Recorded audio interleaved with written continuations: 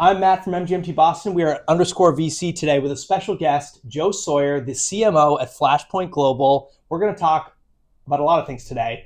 Number one, what is Joe working on going into the end of the year? What are some of the things he's learned over a very long and successful, maybe not too long, but very successful career in marketing, in growth stage tech companies, and a little of everything else. So, Joe, welcome. Yeah, thank you, Matt. Great to be here and appreciate the invitation to speak a bit on some of these experiences. Excellent. First and foremost, what is going on today? What are you working on at Flashpoint?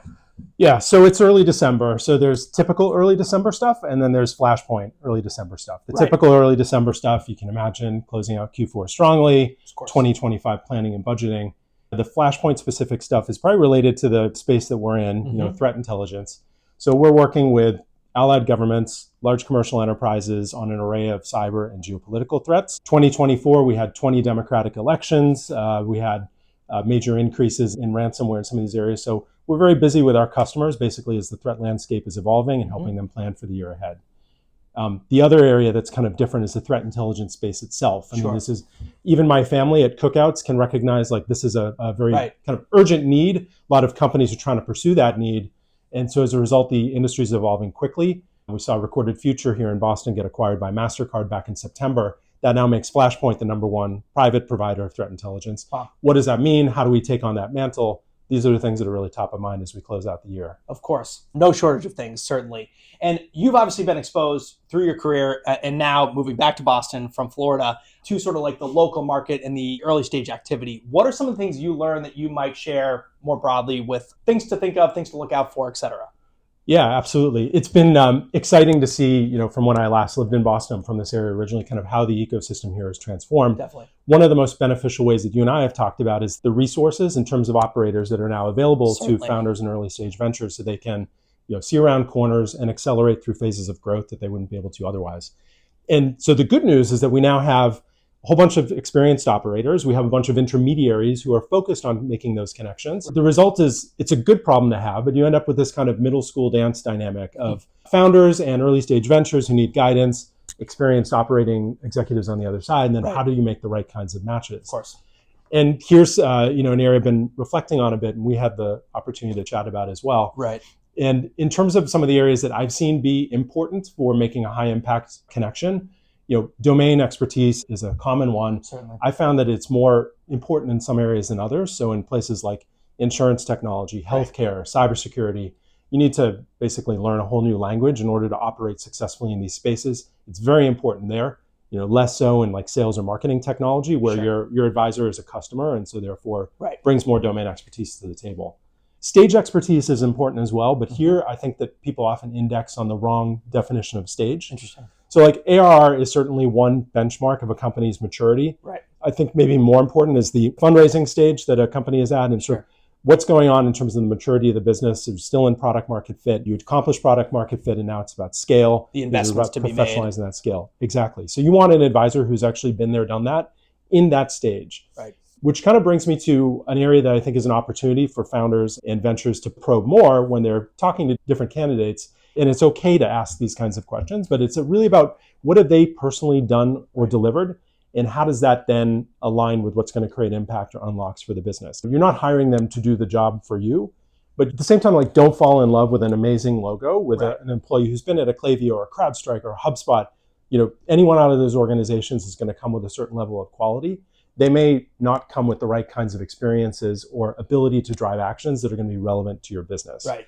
And go-to-market folks, generally really well-spoken people. And so it's just something that requires kind of continued emphasis of like, that's interesting. What have you done or delivered? What was the strategy there? What's the example? What were the KPIs? Like, it's okay to diligence folks in that way. Absolutely. I would even add, for those folks who want to be advisors later in their career, reflecting back on sort of like what they have done, what those stages are, so that matchmaking is a little bit easier because it goes both ways, certainly. A couple other questions for you. In terms of your startup learnings, growing through different environments, what are some things that you would pass back to the community in terms of getting to that executive level from a marketing standpoint, what to know about growing your career in that way? Yeah, sure. One is around, I've been at a couple of events recently where I've talked to earlier stage founders and they're struggling with the transition of going from a thesis that gets a seed investment in a deck to sort of the core value prop or positioning that is going to allow them to secure early customers and then scale pipeline into market. So like specifically that's going from like, you start out with this big TAM, SAM, and the problem that's solved, and here's how you solve it, and here's how you're different. When you're actually taking that to market and you're trying to wrap sales and marketing behind it, it's going to be much more important to, in a very provocative way, what is this completely terrible, unjust, scandalous problem that you're solving? How do you pour, this is not my expression, but it always sticks in my mind, how do you rub crushed glass into those wounds? Sure. And then draw a direct connection between what you're offering or doing that no one else is doing, and how that solves a problem today, and how that's actually measured. By the way, this is a problem that continues when you're 50 million ARR, 100 million and beyond. Companies tend to lose sight of it over time for different reasons, but it's certainly one area is go beyond the thesis, go beyond the thing that secured you the money, and now translate it into something that you can sell. A second one is, I'm glad to see the mentality around how customers and social proof sit within an overall go-to-market is evolving. And customers at the core of a go-to-market are one of the unlocks that I've seen and sort of the differentiators of companies that have had traction and those haven't. Miracle is a good example. Miracle created the category of online marketplaces. It was not a solution anyone was looking for per se, but once the way that case was made was as the early customers embraced it, saw how it could drive their growth, and then Miracle very smartly would capitalize on that by looking for opportunities to tell those stories through every single external touch point: sales, BDRs, field marketing, public relations, analyst relations, everything. And one kind of practical checkpoint for how that can be reflected is for anything external facing through any part of the go-to-market. If there isn't customer story, customer proof, something like that at the core, why not? Versus thinking of it as you get references are appended to things, you do case studies, they're extraneous. The third area, which I have lots of scars to show for, is when you're in an organization, as it passes, whether it's in the early days or as it passes through different stages, right? You're advancing because you're achieving success. And as you achieve success, you attract great talent, including talent from organizations and backgrounds that make you feel proud to have drawn that.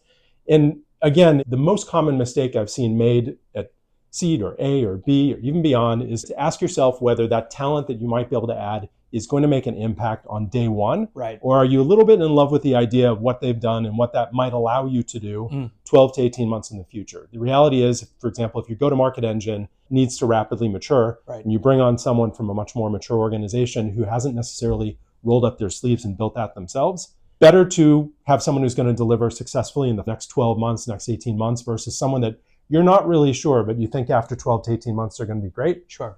And by the way, you get to tell people that someone from company X now, has joined the organization. Yes. Just to be very heads down and focus on impact now. Perfect. And last but not least, how can we help you? Thank you for passing all those insights back. What are some of the things we can do to help you and Flashpoint grow? Thanks. I mean, with Flashpoint, maybe it's a bit more challenging because of the areas that we're operating within. Just be aware. Be aware and try not to create vulnerabilities or unintended risk for your employers and your organizations.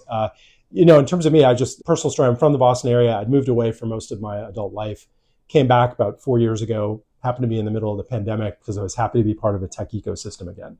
So I'm always happy to just get to know folks, including those from earlier stages of my career, connect with founders or others who can benefit from experience. It's part of what makes Boston great and distinctive as a technology ecosystem, and I'm just glad to be a part of it. Joe's one of the best. Joe from Flashpoint, Matt from MGMT Boston, thanks for joining us in this episode. Thanks, Matt.